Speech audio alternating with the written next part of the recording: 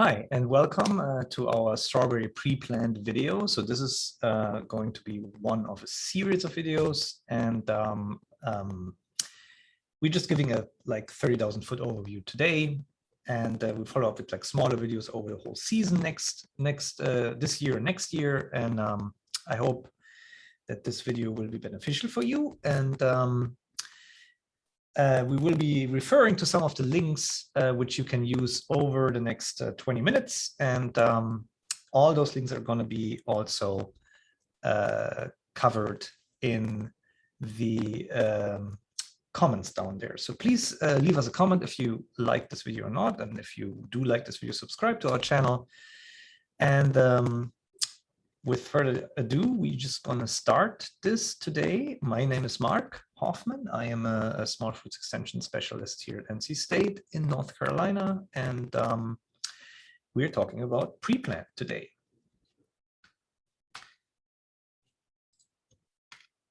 So the aims are for this presentation today is to update and refresh your knowledge on a pre-plant, just briefly, to show you some links and to also answer some of the questions which are very commonly happening over this whole phase.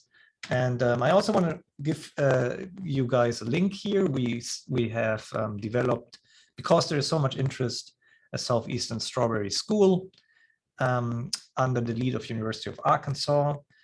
And there are 2 sessions on pre-plant here, very detailed, and they can all be found. They're available online. They're at no cost, and they can all be found on the smallfruits.org website. So please, that link is also down in the description of this YouTube video. So please watch those videos if you're interested in. There's a lot more on strawberries as well.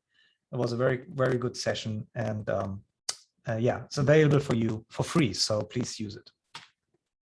So just to give you a short overview where we're at, today we talk about mostly step 1 and step 2 of the 7 steps of strawberry production here in the Southeast. So site selection, pre-plant, that is what we're talking today about. And we will, since we're already in September, we're going to go a lot into transplanting as well.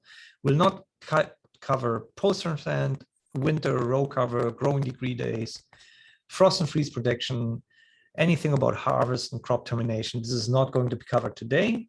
We will make extra videos on that over the next couple of months. So our planting dates for North Carolina are pretty spread out, since we grow plants all from the western part of North Carolina, where we have higher elevations, all the way to the eastern part of North Carolina. So we grow those grow strawberries over a whole variety of climate zones, and that reflects also our planting dates. At the moment, we are in the 2nd week of September, so we're close to plant in the upper Piedmont and the lower Piedmont and lower coastal plains, and we are at this moment at the time where people start fumigating their soils or start planning to raise their beds if they don't fumigate. So this is where we're at right now. And most of our strawberry in North Carolina traditionally is growing in the Piedmont and the coastal plains. That's where most of our acreage is located. So we're looking that most of our plants are planted in the 4th week of September and the first 2 weeks of October.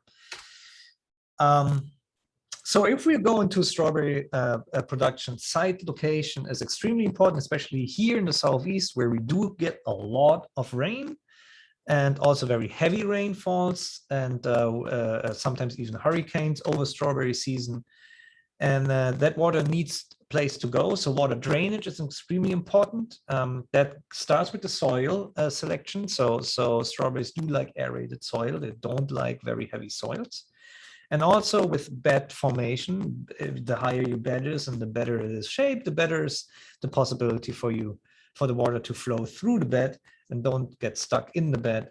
And also you need places where you can dig a drain if you have heavy rainfall, so that your fields are not become flooded. So that is very important, more important than any other thing. Air drainage becomes more important the more you get into the western part of the state.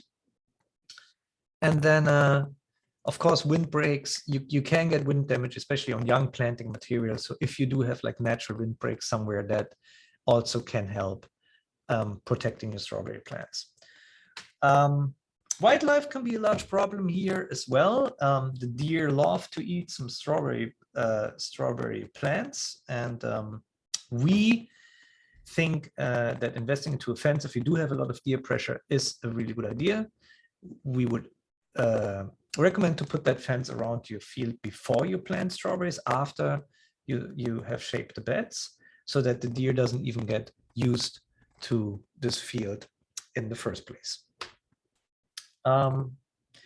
Yeah, then soil preparation, fertilization, that's an issue which comes right now. So as I said, strawberries do like sandy loam, and the more clay and the more rock you have in your soil, the more difficult it will be to grow strawberries or to form even beds if you have high rock content in your soils. So we also need to be able to form a bed, which should be at least 6 inches high, better 8.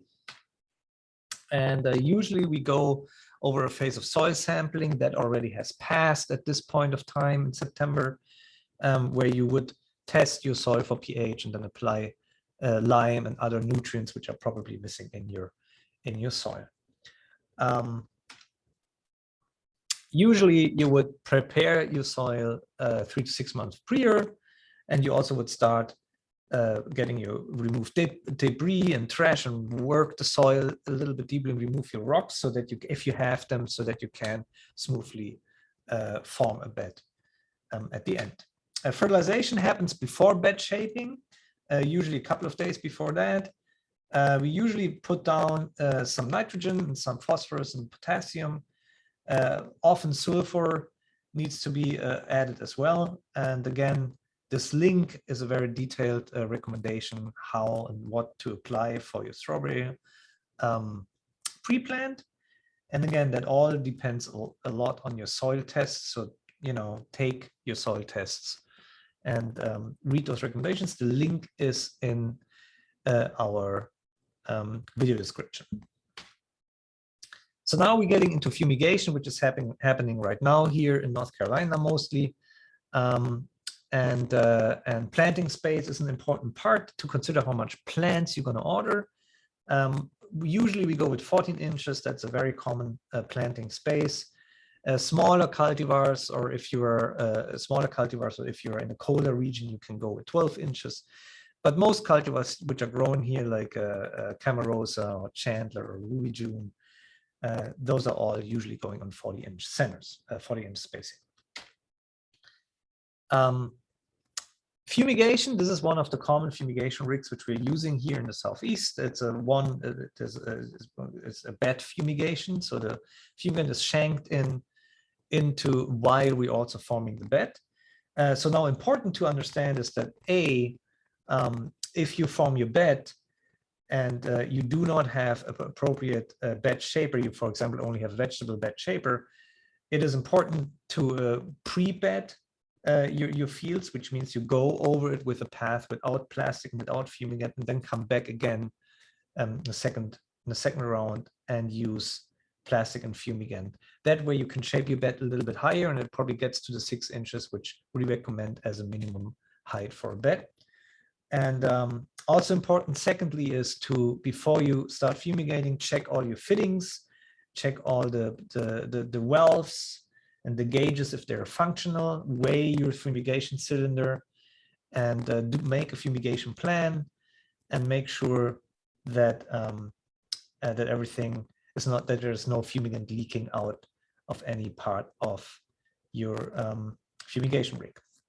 And then thirdly, we recommend to do like 1 or 2 or 3 test rows to see if everything is holding up, if your bed is shaped in the right way, and also to get you and the crew used again to shaping beds with a fumigant. And then I would go ahead and actually fumigate and shape the beds for your plot. And show this again here. A bed, we recommend to have beds that at least are 6 inches high. We usually shooting for 30 to 32 inches of a center, and then about 58 to 60 inches of a row middle. That is very common here in North Carolina. Usually you want to use plastic that's a little bit higher than your row center, so that because you want to grow, you want to bury your plastic under the soil, and you want to make sure that your beds, again, I cannot repeat it high enough, minimum 6 inches high, better 8. Fumigation and plastics. We're gonna make like an extra video on plastics. That's just such a big topic that we can just talk about it just on plastics for 15 minutes.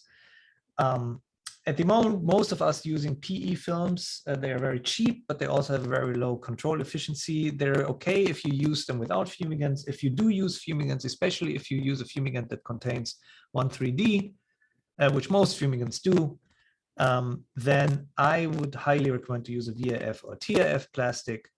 They have the capacity to keep the fumigant in the soil, which then gives you a much better control efficiency than with a PE plastic. There are a lot of things which you have to consider if you fumigate: soil temperature, soil structure, soil moisture, plastic and sealing.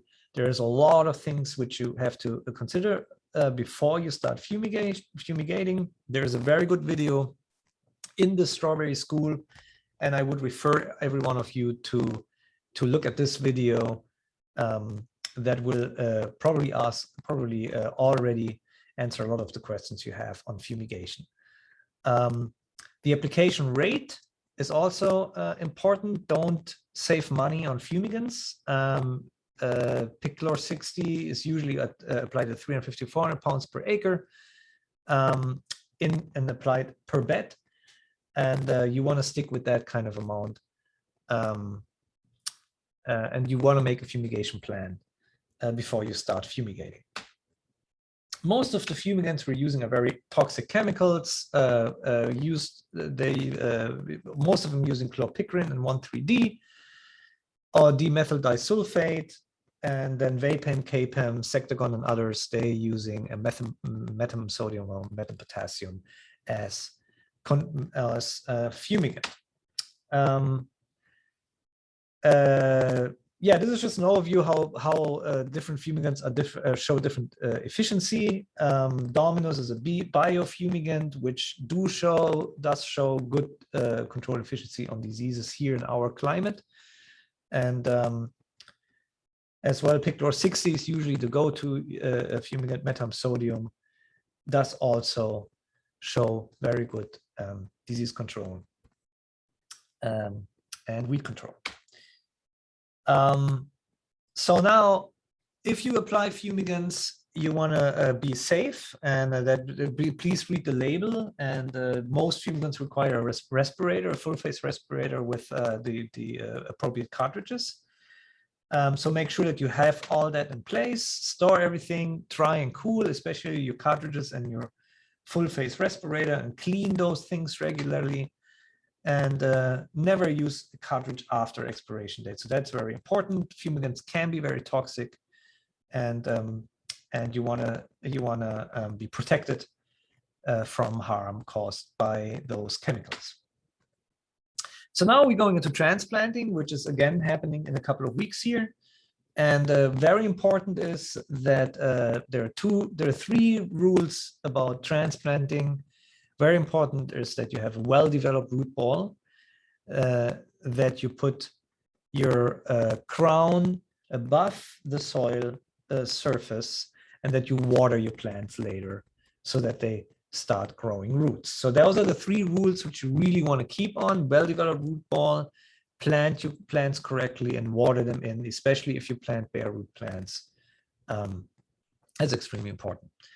I'll give you some examples of what not to plant. So you can see here, those are plug plants on the right-hand side with not a very well-developed root system. This root system, you can see a lot of substrate through the root system. So this is not what you want to plant. Also on the right-hand side, the crowns are too deeply planted into the substrate. So those plants will not perform very well if you plant them.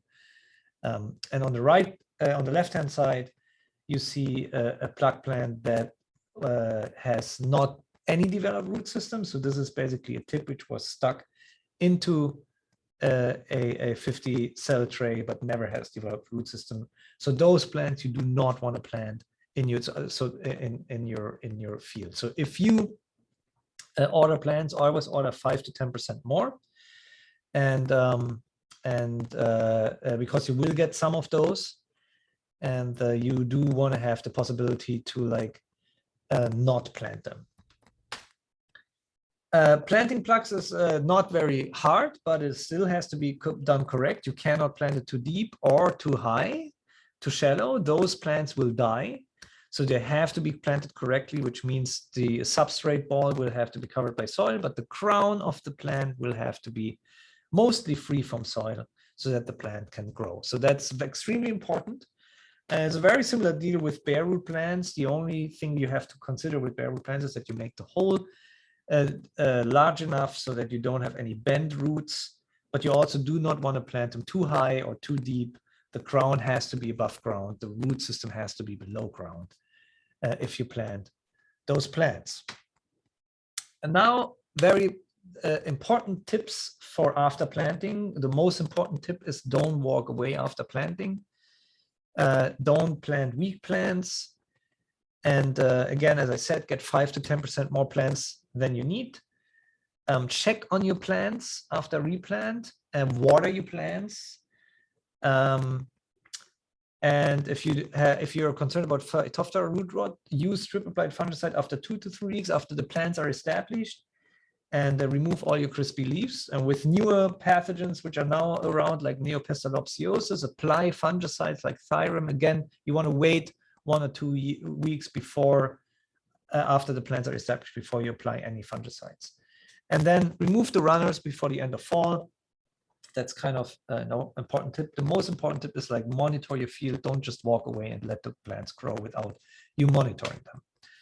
And the most important reasons because plants die shortly after plant transplanting, and we're making like an extra video on this as well, are Phytophthora, anthracnose, crown rot, Neopistolopsiosis, not enough water, or the drip line is broken. That can happen. The really most fumigation residue can help, can kill plants. Incorrect planting, and plug plants were weak or not very well developed. I would say out of those, the most common are Phytophthora, incorrect planting, or bad planting material. So those are the 3 most common reasons why plants die shortly here after transplanting. So there's a lot of information. Again, all those links you find in the video description. The IPM production guides are very, very good, and you find a lot of information on strawberries on this homepage. And other than that, we have a strawberry portal where you find all those videos as well. We have a diagnostic key, a strawberry association, and of course the strawberry school. So now this video is accompanied by 2 other videos, which you find up here and up here, I hope. And that's a video on cultivars and a video on disease control. And I hope this will help you a lot. And as always, I hope you find this video very informational, and please leave a comment and subscribe to our channel, and we will keep you updated on everything around strawberry production in the future as well. And thank you.